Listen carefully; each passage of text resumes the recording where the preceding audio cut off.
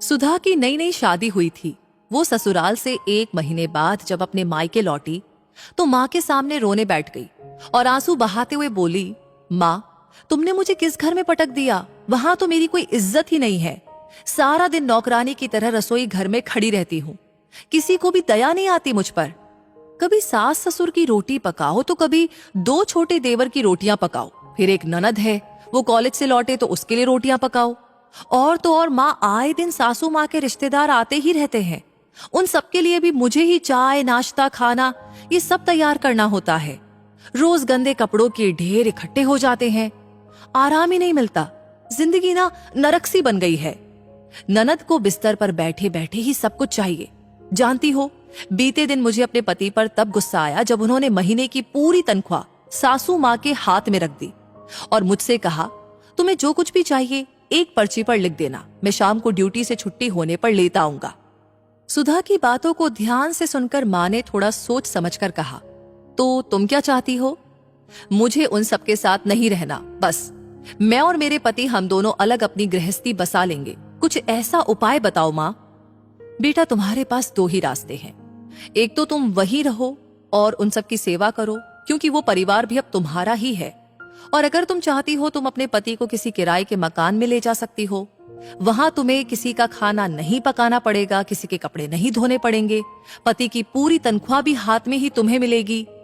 लेकिन याद रखना, जब तुम्हारे कोई पुत्र होगा और जब वो बड़ा हो जाएगा, उसकी भी शादी होगी, घर में तुम्हारे जब बहू आएगी, उस समय तुम यही चाहोगी कि मेरा बेटा और मेरी बहू मेरे ही साथ रहे और मैं अपने नाती पोतों के साथ खेलूं। प्यास लगने पर मेरे नाती पोते दौड़कर मेरे लिए पानी का ग्लास लेकर आएंगे। कोई ऐनक ढूंढकर मेरे हाथ में थमा देगा।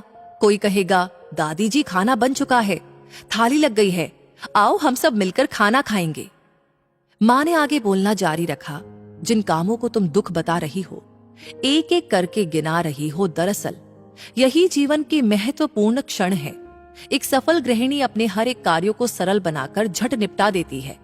उसका रोना नहीं रोती। दुनिया में जो लोग सफल हुए हैं वो अपनी जिम्मेदारियों से भागते नहीं हैं, बल्कि अपनी जिम्मेदारियों को बखूबी निभा लेते हैं।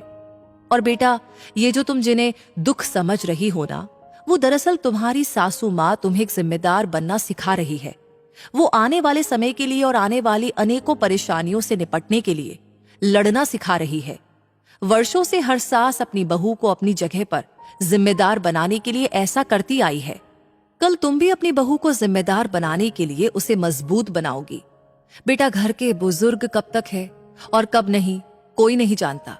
वो अपनी आने वाली पीढ़ियों को मजबूत और रिश्ते निभाते हुए देखना चाहते हैं। कल तुम भी अपने बच्चों से यही आशाएं रखोगी। सुधा की आंख में आंसू थे। सुधा ने उसी समय अपना बैग उठाया और बोली, बस माँ, मैं समझ गई। आपकी बातों में अनमोल सीख है। मैं चली अपने ससुराल, शाम होने वाली है। सासू माँ के पैरों में दर्द रहता है, उनके घुटनों की मालिश भी करनी है। सुधा इतना कहकर मुस्कुराती हुई ससुराल की ओर चल दी। वहीं दूसरी ओर माँ अपनी बेटी की समझदारी पर मुस्कुरा रही थी। तो इस कहानी को सुनकर आपकी क्या राय है? आप क्या कहना चाहते हैं? प्लीज कमेंट सेक्शन में अपनी राय हमें जरूर बताएं। इस कहानी को ऑलरेडी आपने लाइक कर दिया है तो शेयर करना बिल्कुल ना भूलें और हमेशा ऐसी प्रेरणादायी कहानियों के लिए हमारे पेज को फॉलो करें। मिलते हैं जल्दी ही और ऐसी कहानियों के साथ। तब तक के लिए आपसे कहूंगी धन्यवाद।